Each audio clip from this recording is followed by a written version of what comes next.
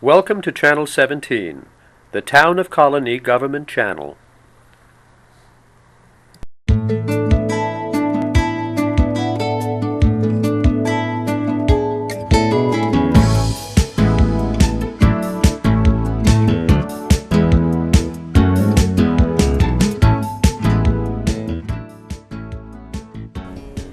Welcome to The Money Factor. I'm Richard Naylor, your host. At the beginning of the year, we lost Phil Pearson, who was our head of economic planning and development for the town. However, we feel very fortunate to have a new director with such a strong background as Denise Sheehan, and she's our guest today to talk about what's going on and what we can look forward to in the department. And to welcome you, Denise. Thank you, Richard. It's a pleasure to be here. Let's start with a little background because I think everybody thinks of that. You were Commissioner of Environmental Conservation, which is a huge responsibility. That's right. I spent a number of years at DEC, and commissioner for the last 2 years prior to coming to the town. I joined DEC back in 1998 after 10 years with the State Division of the Budget, where I also worked on environmental issues, energy, transportation, and very much enjoyed my time with the state of New York. So I had almost 20 years with the state before coming to the town. When I was at DEC, I had obviously the great pleasure to be the commissioner for 2 years, and we did a lot of wonderful things: open space protection, brownfield redevelopment, you name it. We did a lot of work, and I'm very proud of those years. So I feel very, very privileged again to come to the town and be able to apply what I learned at the state level here in the town of Colonie. And you're really coming back to Colonie. Yes, yes. I grew up here. I graduated, I went to school at South Colonie Schools, graduated from Colonie Central in 1982, a long time ago. Okay. But I've been in the Capital Region my whole life, and it's really a great opportunity for me to come here to serve under Supervisor Brazell and work among the community that I love.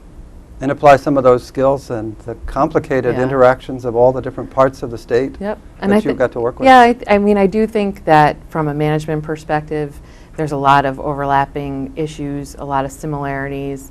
I think I have a lot of experience that I can apply at planning and economic development and to the issues facing the town. Well, as the Chinese say, as above, so below, which kind of means that there's a little bit of the big and the small. Yeah, exactly. I'm looking forward to being able to work in a more hands-on way in one community. As much as I loved my time at DEC, taking on the whole state and addressing environmental issues across the whole state can be very challenging. It can be very rewarding, and it was. But the opportunity to work on the ground in one community on multiple issues is really very attractive to me. Well, you bring a great wealth of experience, and I guess the challenge for you has been in the past, since February the 12th or so. Yes, exactly. Right? Okay. The challenge has been integrating what you knew before and picking up all the little details that we have going on here. How did you approach that?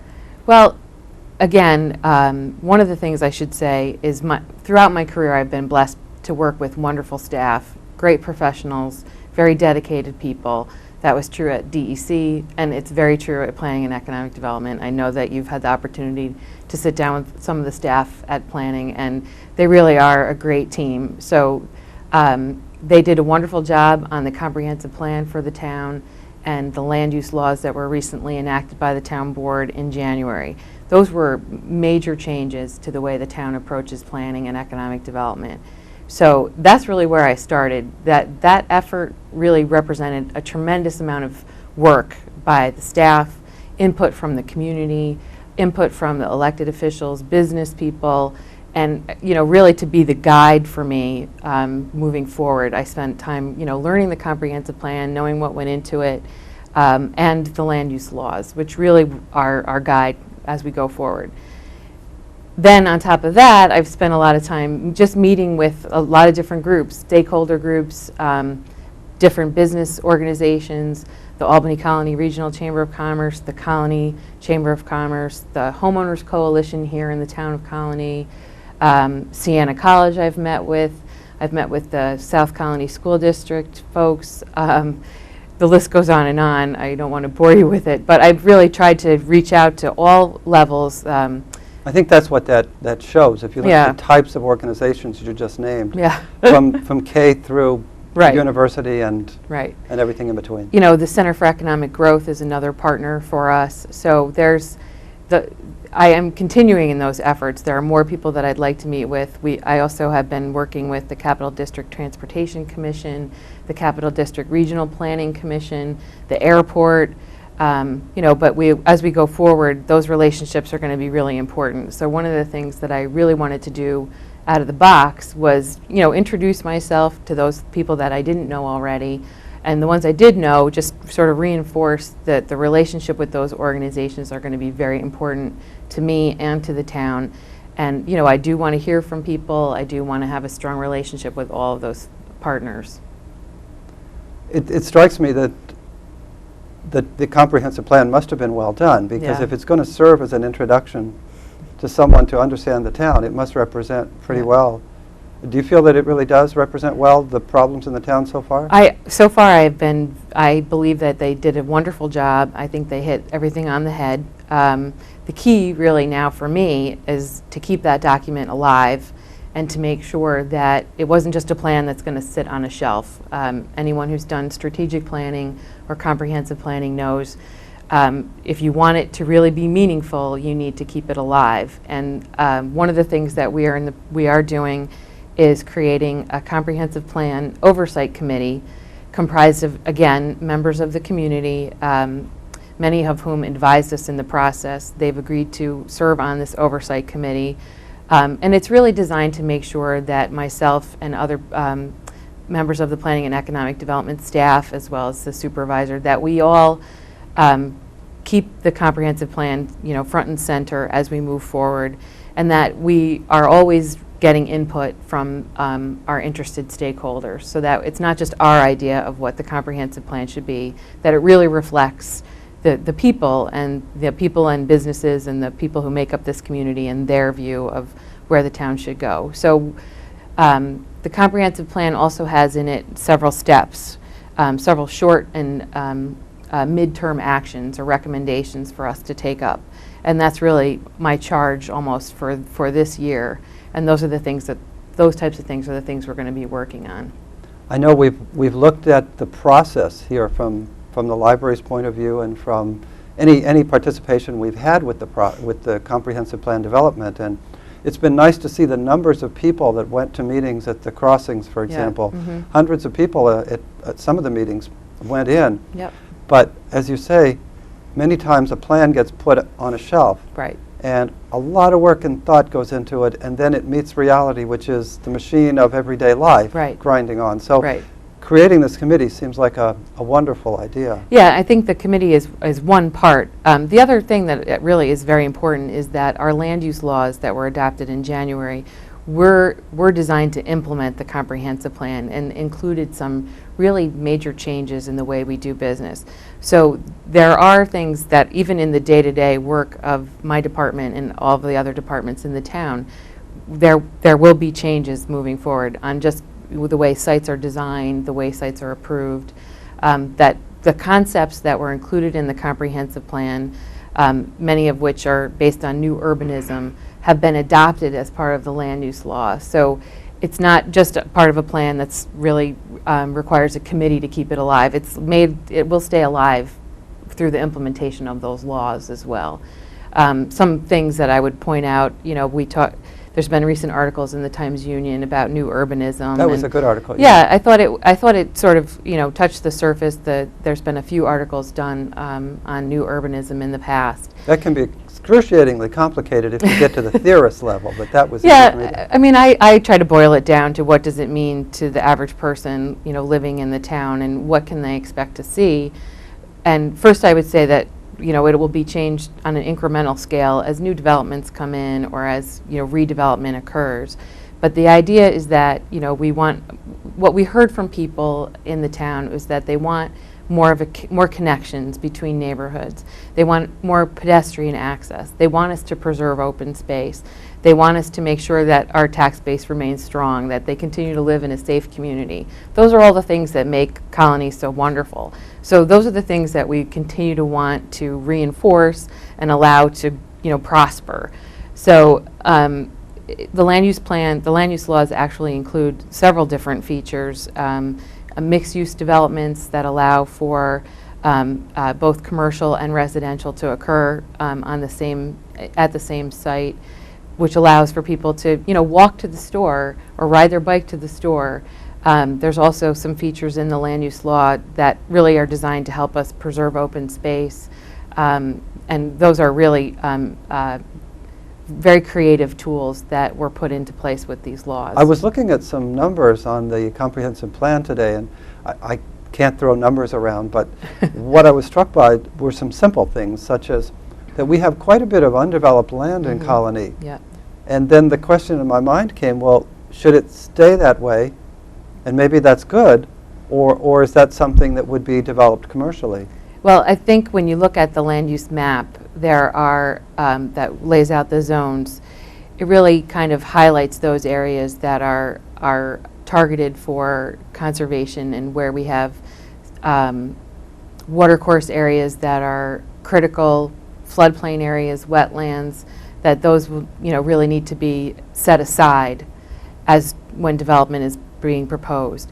So I think there's a thoughtful approach across the town. It's not a wholesale, it can't happen here or it must happen here. And it's really about trying to find a balance. I mean, the town... And that gives you the guidance. I think as Yeah. you just answered, my concern is really met, that Right. the plan actually shows you here we should be careful and here Right. we can develop. Exactly, because, we all know that we need a strong economic base to maintain, our very low taxes that we have here in the town. So we need to be conscious of that and conscientious of that always. But we also have to I want to make sure that we do what the people who did before me, by creating the bike path when they did. That was Right. that took a lot of foresight at the time, and the creation of the town park along the Mohawk. I mean, we're lucky today that the people who made those decisions at that time made them. I've walked along that path many times and always marvel at the beauty, and Yeah. it's right here. Exactly. So, those are the kinds of things that we want to reinforce. And similarly with the crossings, I mean, that's a tremendous asset. And we want to make sure that we continue to make good decisions like that. People now everybody wants to live near the crossings. Right. It's, you can walk there, you can enjoy the outdoors. It's a wonderful, wonderful tribute to the people who made those decisions. So I want to make sure that as we go forward, we continue to make smart decisions like that. And you mentioned the crossings, and if we put that together with the concept of the new urban, I forgot what you call it. New urbanism. New urbanism. You had it. Yeah. Then, and the Wolf Road area, which is one of our targets for that. And this park Yeah. is a wonderful piece of that puzzle. Right, and then you also look at the Beltran Center, which is right there.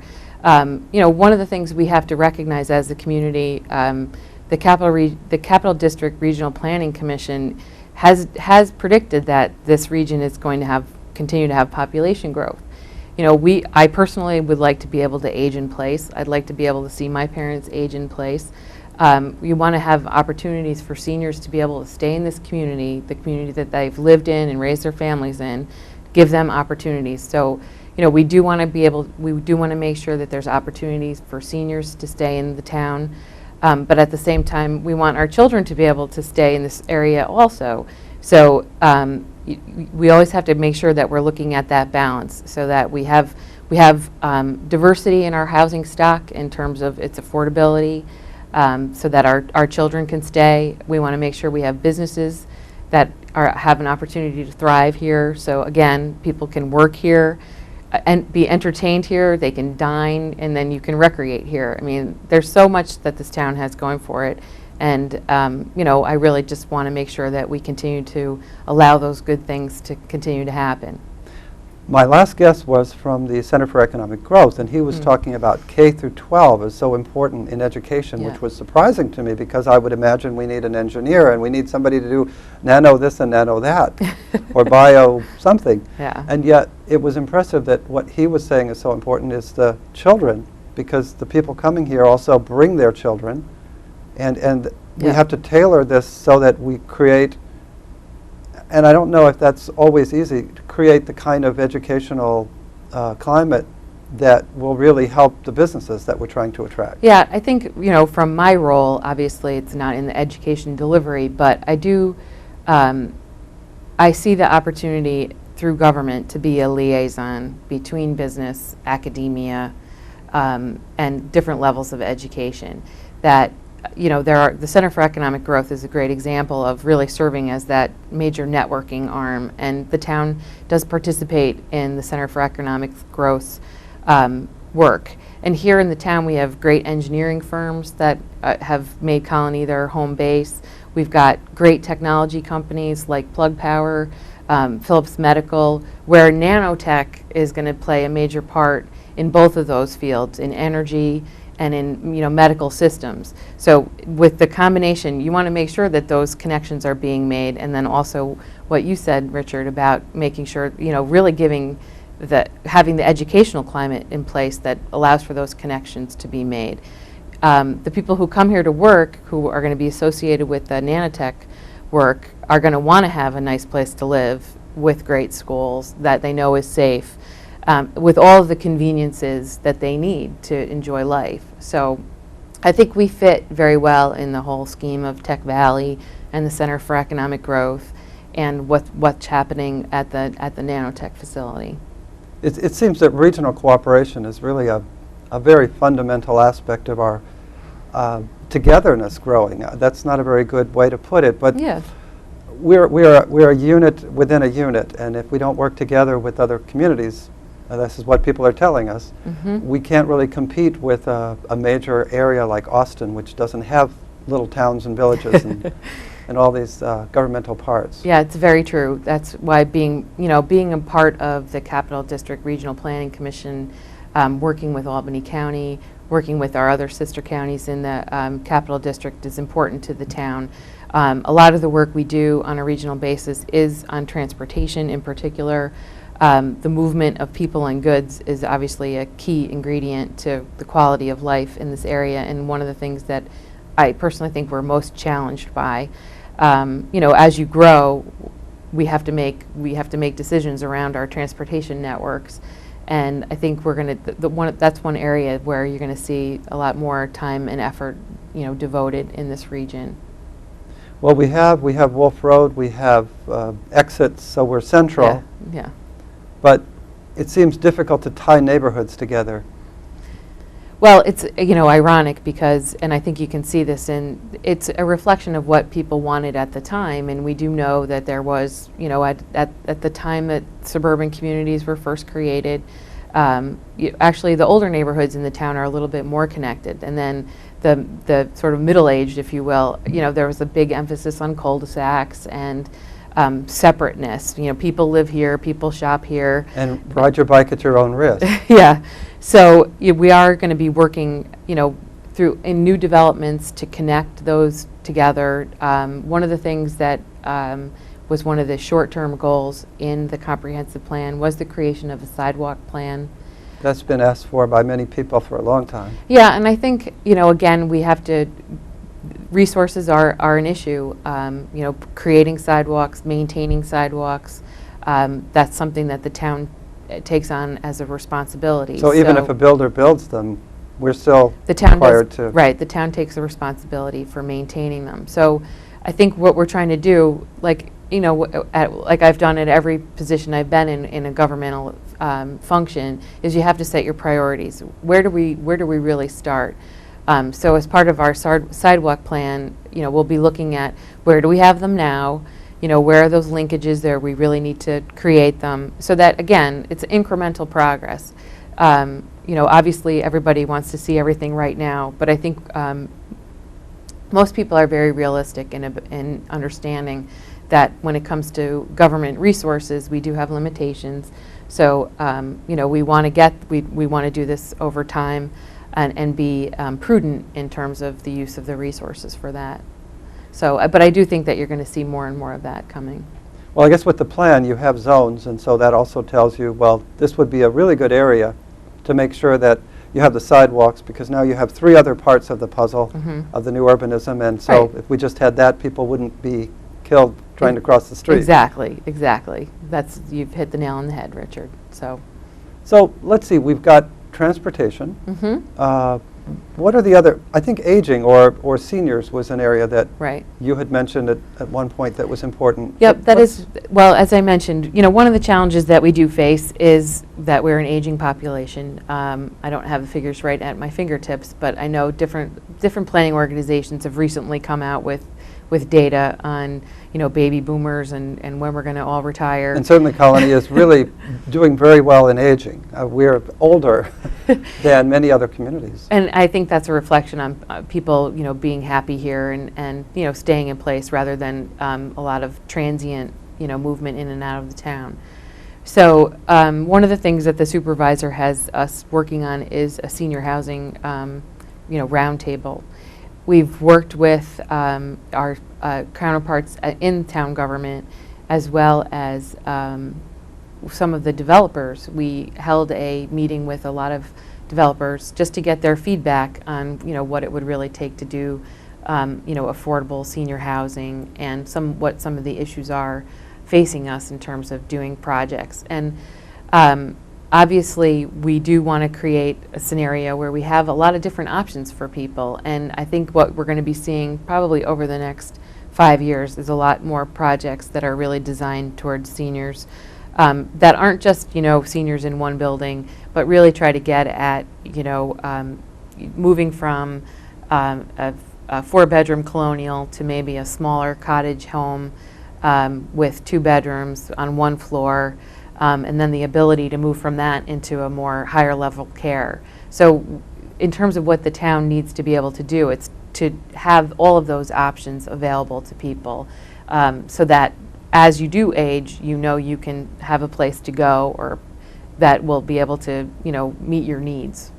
And if you didn't have to drive, well, how wonderful would that be? Yeah, right. Exactly. So that you can have easy access to services, but whether they be medical or just entertainment. So on Wolf Road, was there some plan, I can't quite remember, to put more senior housing? There are plans that are in development. It's behind Wolf Road, across Sand Creek Road from Colonie Center. Those plans are actually being worked on now. And so I was really pleased to see that Wolf Road is not defined as the sidewalk to sidewalk or just the buildings that are directly on it, but several blocks to the, that would be the east side. Obviously you can't go through the north way, but going the other way, yeah, certainly you can go. Clearly things like the development of the Northway have implications for the town and its ability to move people across the town. Similarly with the airport. But at the same time, while they create challenges for us in terms of moving people and goods, they're also they're the backbone for the whole capital region. The I-87, the Northway, I-90, and the airport really create those major connections. Right, and without that, we wouldn't have the hotels and them paying their taxes and that lowering our school bills. Exactly. Right. So they're tremendous assets inside the town, but they also, help. They also present some challenges at times. Now, the First Pride Center is also listed as an area to develop, and I would assume that would be really great if somebody comes up with a great idea there. Yeah, the First Prize Center is one of those parts of town that, I grew up close to the West Albany part of town. And I mentioned this before I started, that it is one of the areas that I would really like to see us get some breath of fresh air at that facility, something that will fit well into that community with that, there are ballparks next door, number of homes in that area, the former school, which has an adaptive reuse right now. So Obviously, we're working very closely with the First Prize partners who currently own the facility, working with them on different proposals for that site.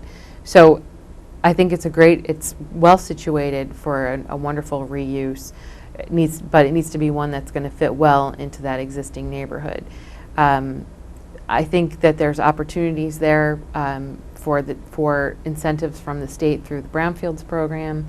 So I'm trying to bring all of that experience and knowledge to the table to help facilitate that. That would be great. Mm-hmm. I know a lot of people would be really happy if, Yeah. if we could do something Yeah, there. exactly. And being right on the 90, Yeah. everybody who drives along there sees Yeah. that. There's proximity to I-90, which obviously gives it, some features that other sites don't have. So positive if Mhm. it were looking good.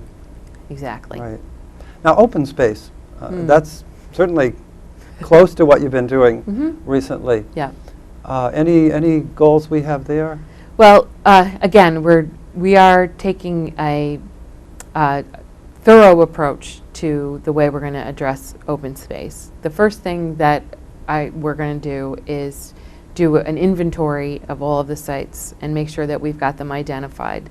And then really we intend to work with our Conservation Advisory Committee to help prioritize the sites in terms of which ones are really the most important from a ecological, natural resource, access, potential for public access, is it historic or culturally significant? So we're going to set a priority in terms of which projects we want to focus on first. And I realize in a way I don't even know for sure what open space is. I asked the question and I thought, how would I define that? Well, I think it's sort of a broadly used term, but I think what we're looking at is sites that are undeveloped, generally speaking. But So agricultural land that's not used, would that count? Or would it be more treed land, wetlands that maybe can or can't be used? it's a combination of those things. So it's really looking at, a lot of it is its importance in terms of protection. Does it have a major water course through it? Does it have significant wetlands that are important for habitat? Is it an important habitat protection piece? Or does it provide, public access in a place that we desperately need it, or a connection between parks, or the opportunity to expand a park? And maybe animal movements even. Yes, in terms of habitat protection, that's one of the things. Animal movements is a significant part of why you would want to protect a piece of open space. So obviously, for the town, people generally think of the pine bush. We think of the area along the Mohawk, but we also have a lot of parks in town, and the opportunity, and many of those, may have the opportunity to expand or grow somewhat. So, those are sort of, some of the things that we're looking at. So there are a lot of goals you have. Yeah. And and the coordination, I guess, is just got to be a little complicated. Well, I think what makes this job so great for me is the multitude of issues that while I had a lot of responsibility in my former position, this is very challenging as well, in that it is so complex. It deals with all issues that face us as a community, not just the environment. The environment is an important piece of it, but it's not just that, and that's what makes this a tremendous opportunity for me. There's this expression, "not in my backyard," and it sounds negative, but I know you've taken it as a very positive thing. How can we bring people together to see advantages so that we build things together? Yeah, that's a really great question, Richard. I give, again, a lot of credit to the staff and to Saratoga Associates who assisted us on the comprehensive plan, because that was, a bottom-up process. It really involved a lot of input from the community, and I think I think people responded well to that, and feeling like you're part of the process is very important for all of us. So when people have plans, and we want to make sure that people have an opportunity to come before the department and the planning board and get their views out. There are a lot of opportunities for that in the planning process. We tried to incorporate everyone's views at the time that we did the plan, but the reality is that, you know, when you're in a if you're in a neighborhood and now down the street they're going to be building more houses, consistent with the plan, some people just sometimes change is difficult for people. But what we try to do is invite those residents who have concerns to come to the meeting. Oftentimes developers can work with you. There are a lot of things you can do to help alleviate or mitigate concerns of neighbors. But I think we all have to remember that, you know, where we all have a house now, there wasn't one once before. So we, That's a good point. Yeah. So we have to, you know, we have to be fair as we move forward, which is, I think, one of the chief goals of the department and the planning board, is to allow for a fair review of projects, that there's a level playing field for everyone, but there's an opportunity for input, and that's really the key in terms of, you know, site development and site review. So if you had a message for everyone in terms of giving you feedback, what would that be? Well, that the department is very open to hearing from people in the community about concerns they might have, and that we invite people to the planning board meetings to share their views, and if they have questions about what can or can't be done in a particular part of the town, we're happy to answer any of those questions. That educational piece. Yeah, and we do try to put information, most of this information is on the website. We encourage people to use that as a tool.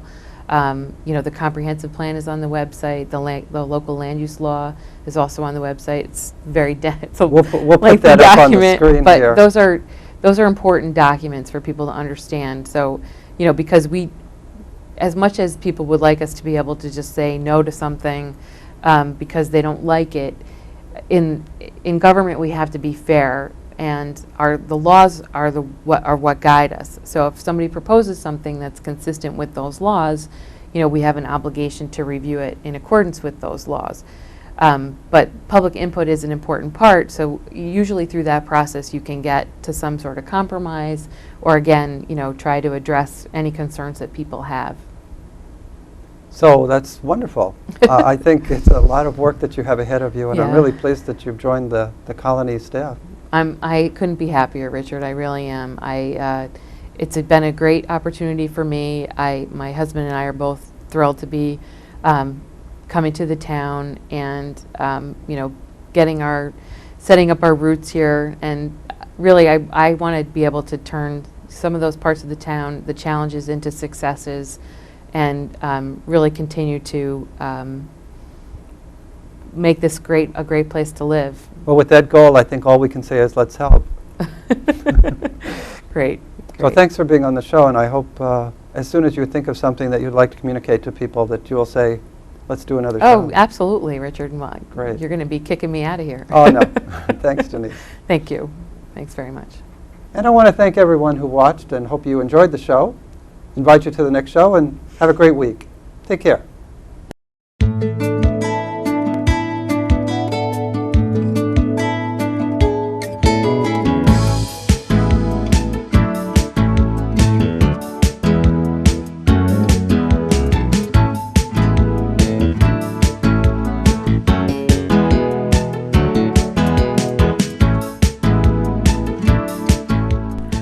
Welcome to Channel 17, the Town of Colonie Government Channel.